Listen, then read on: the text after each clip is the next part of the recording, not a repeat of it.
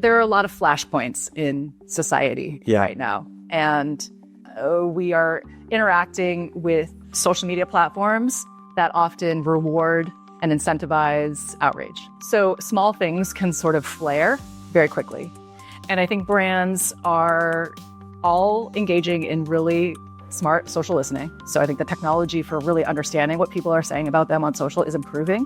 And then I think, creators can both help in those moments, and it can also be the channel that you turn off. Let's talk about your video strategy for a second. We all know the media landscape is incredibly fragmented right now. But one thing is absolutely certain. To win, you have to engage audiences on YouTube. It is the undisputed #1 streaming platform, and no video strategy is complete without it. But here's the challenge most brands face. YouTube often sits completely separated from the traditional television and streaming ad buys. That's why you need to check out Cadent View Planner. Cadent View Planner allows you to connect YouTube directly to your CTV and linear campaigns. Because they are an official YouTube partner, they bring advanced, contextual, creative, and outcomes-driven intelligence to your YouTube strategy and your total video strategy. Stop buying in silos. Connect YouTube to CTV and linear with Cadent View Planner and start driving real performance across every screen. Head over to cadent.com/YouTube-advertising to see how they can maximize your YouTube investments today. This week on Next in Media, as part of my ongoing series on the YouTube ecosystem with my partners at Cadent View Planner, I sat down in Cannes with Natalie Silverstein, Chief Innovation Officer at Collectively. Natalie and I talked about marketing at a time of constant social media minefields, the rise of creator studios, and the increased need for brands to have the right infrastructure in place to move at the speed of creator culture. Let's get started.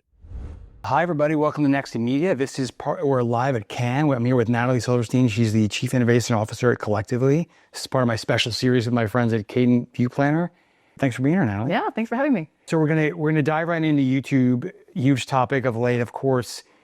I'm curious what you thought of. They're very much in their upfront this year leaned into not only are creators huge, but we're going to do a bunch of shows with creators. What do you think of their strategy there? I think they're recognizing that creators kind of are the media product, in addition to obviously all of the various ad units that they have available. So I think taking creators even more seriously than they already have been is a signal that creators are the ones who are really driving culture. That is different. The creator being, for a company that is like software and efficiency driven, that's a little different. It is. And I think the fact that so many of these creators are building, like truly building shows, they're developing IP. There are creators who have multiple streams of IP, multiple shows that they're doing. They're their own little media networks, essentially. So allowing advertisers to have access to those creators, and that kind of more from a partnership perspective, in addition to specific ad buys, I think is really smart. There's like a two ends of the spectrum with the creator opportunity in YouTube. You have you want to tap into their authenticity, let them kind of do their thing, put your brand in their hands. But then you hear about brands like L'Oreal talking. We did 1,000 executions with a bunch of creators. Can you do both those two things effectively? I mean, that's the art of creator marketing. It's a practice that's been established over the last 15 years or so. And that's why you hire agencies like Collectively to be able to develop a strategy that enables that. Enables the creativity and authenticity to be retained through really smart briefing, really smart workflow process to collaborate with creators at scale to ensure that the content is both hitting the essential messaging, all of the creative requirements, sometimes media requirements, various, all the things that big brands are doing to ensure that their investments are going somewhere with creators. But it's to do that without completely sapping the life out of the content, right? Right. So it is possible to do at scale. And I think that the smartest brands are figuring that out. And they're also thinking about their strategies across lots of dimensions. So scale is one part of it. But then they're also thinking about cultural relevance and their ability to kind of show up in the right spaces with maybe those are bigger creators, or maybe those are creators who have a lot of clout or influence over certain communities. Right. And those relationships and partnerships are going to look really different than the nano creators who are maybe doing like affiliate content. Sure. So it's really about understanding like kind of a bigger strategy at like kind of stepping back and seeing all the ways that creators can be contributing to your marketing. And then often either partnering with an agency that knows what they're doing or having a really smart in-house team. You've actually talked recently about your job and brands' life is getting just increasingly more challenging when it seems like controversy is around every corner. Like, can you maybe just talk about what you're seeing out there? There are a lot of flashpoints in society right now. And we are interacting with social media platforms that often reward and incentivize outrage. Mm-hmm. So small things can sort of flare very quickly. And I think brands are all engaging in really smart social listening. So I think the technology for really understanding what people are saying about them on social is improving exponentially, frankly, in the last couple of years, AI being a big part of that, of just like being able to kind of track what's happening. And then I think, creators can both help in those moments, and it can also be the channel that you turn off in those moments, right? So it's really about, I think, having a very good system for knowing what's happening, finger on the pulse, right? And then having the infrastructure in place to both make quick moves, be super agile in turning off or turning on different channels or different creators, different activations, and having a team that doesn't need to wait too long between hearing about something and making a quick decision. Sure. So agility, I think, is the call. Getting back to how to execute big creator partnerships at the right level. Everyone's talking constantly about this. We're in this outcomes-driven era that every dollar is being watched. It doesn't seem easy to apply performance marketing metrics to creator marketing. How do you think about proving ROI right now for all your clients? Yeah. So, there is a place for really intense optimization. You're developing content specifically for paid media channels where we just know that there are tried and true best practices about length, about when a brand is mentioned, et cetera, right? And there's a lot of technology that's being introduced into the workflow for creator marketing at scale to ensure that every asset is really going to do what it needs to do, particularly in the paid media channel. So it's kind of like, I think, thinking about ROI slightly differently from where it's going to show up. Like, is it primarily aimed at reach in an algorithmic feed? In that case, then you're indexing more towards entertainment factor. That is a different kind of performance. It's a different kind of performance, right? So buy something right now. Exactly. So there is, unfortunately, everything is becoming more complex and more complicated. So I think you really need to not think about influencer marketing ROI blanket, but rather slightly different strategies, right? In the same way, we like to say this collectively, that what digital was in 2004, where it's like sort of this emergent space, embryonic. It is kind of like it's your digital strategy, becomes just like no, that's just how you market, right? And in some ways, creator is kind of where digital was, where it's like okay, it becomes something that is like there's a lane of creator across almost everything that you do. So you need to think about it differently, right? Exactly. What about this? Is something that's come up recently. I think you've talked about it, and now Google is even talking about it more, where creator content is becoming more and more important for the LLMs. Yes. Is that something that you are trying to influence? And can you do both when you're trying to just execute a classic marketing campaign, but then also think about that? Or are they really two different things? I think you need to think about the LLMs as a new audience. Interesting. So you optimize for different audiences. You relate to different audiences differently. So what the LLMs like currently, and I'd hate to anthropomorphize them, but whatever the math likes essentially is structure. So very specific structure that would align to the way that a human might ask an LLM about a topic. So you ask a question, your content answers that question directly. Yeah.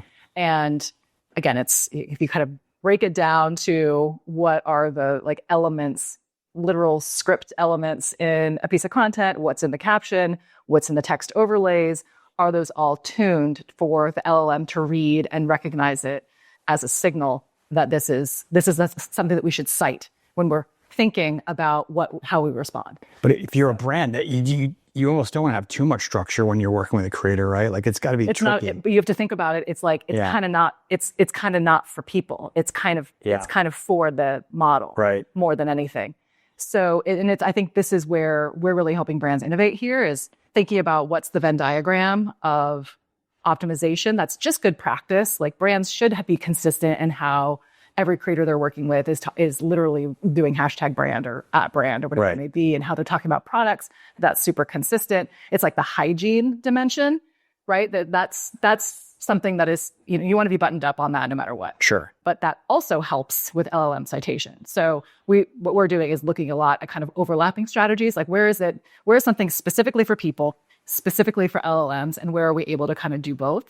And it's really an emergent space. So we'll see kind of how these optimizations that are happening right now are going to be impacting the models over the next couple of years.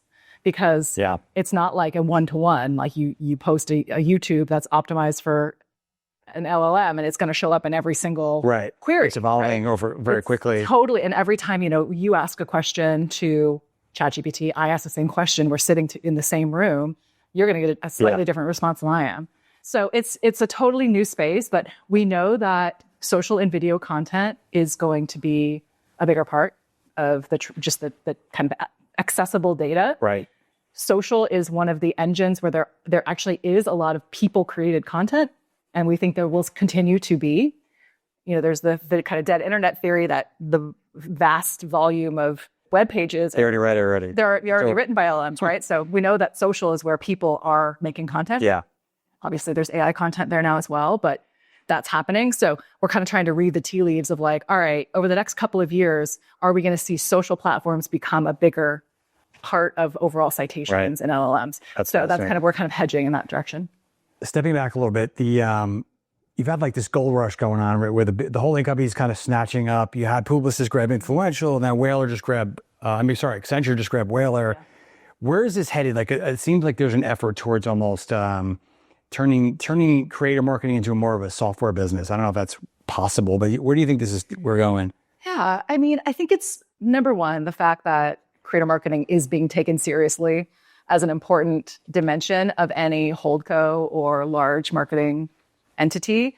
They have to have creator marketing covered. It's like a non-negotiable. That's a good thing. That's a good thing. Yeah. I mean, I think it speaks to the maturation of the space. Again, this idea that what digital was sort of one little thing, and now it's sort of everything is kind of digital, or there's a digital dimension to just about everything. I think creator is becoming that. There's sort of a blanket of creator, no matter what type of activation you're doing. There's an opportunity to engage with creators. And the tools and technology are one part of it. And I think the creator technology space is being disrupted in the same way that every SaaS company is being disrupted by AI, where it's like, do we move from, interfaces with, paying per seat, or are we talking about an MCP? It's just a data feed and you have AI agents, like it's all kind of changing. But regardless, there's a lot of human judgment that still goes into creator marketing because as much, as trite as it is to say, it's like art and science. Science is important of just like, what's the data? Can we predict if a piece of content is going to be successful or a collaboration is going to be successful? Or are we so tapped into are we so tapped into our audience and how they're consuming media, what's hot in their various niche, whatever it may be, and there's a cultural relevance dimension that's just human judgment, and that a machine would never predict that, right? So it's, I think it's, again, it's like the industry is maturing. It's just becoming an essential part of kind of all brands marketing to some extent, and the tools and technology are going to be changing as well. Last one. There's been a lot of chatter recently around like creators feeling that like there's a reach recession, or they're not seeing their reach is not as predictable as it used to be. Are you feeling that? Does everything kind of have to have a boost nowadays? I mean, there's a lot of theories about that, and depending on what platform you're talking about and what the dynamics are. It's very theoretical. It seems like it's very theoretical because it's hard to like. It's quite anecdotal. Everybody's sort of having a different experience. Everybody's feed is totally different, right? Sure. Like I think that's one of the interesting challenges for any brand communicating today is that we're all in our completely individualized algorithmic. Seeing everything is very different. Yeah, the way I see the world is going to be really different. Like literally, will be different than the way you see it because of what you're being served. So, I think that it's a bit of a supply issue. So, more content means that you're competing with more things in the algorithm. So that's naturally. There's only so much stuff that can probably. Yeah. I think. In the days, I imagine you're probably hearing that coming maybe from like TikTokers who had just outrageous virality in 2021. Yeah. But there's a lot less content on TikTok at that point. There are a lot fewer creators. Yeah. The algorithm was different. It's just a different time, right? So I think that there could be some more, other dynamics at play where, the algorithms are able to recognize that it's sponsored content, therefore positioning stuff to get some ad dollars behind it. Sure. Maybe. I mean, I think it's smart practice to always have paid media behind at least some of your creator marketing, not every single post by any means necessary, but to really ensure the reach that you want and ensure that you're specifically reaching the right people. That's, I think, it's become very standard. Makes a lot of sense. Yeah. Natalie, awesome conversation. Thanks so much for your time here. Appreciate it. Again today. Yeah. Enjoy your can. You too. Stay cool. Thanks again to my guest this week, Collectively's Natalie Silverstein, and my partners at Cadent View Planner. If you like this week's episode, please take a moment to rate and leave a review. We have lots more to bring you, so please hit that subscribe button. We'll see you next time for more What's Next in Media. Thanks for listening.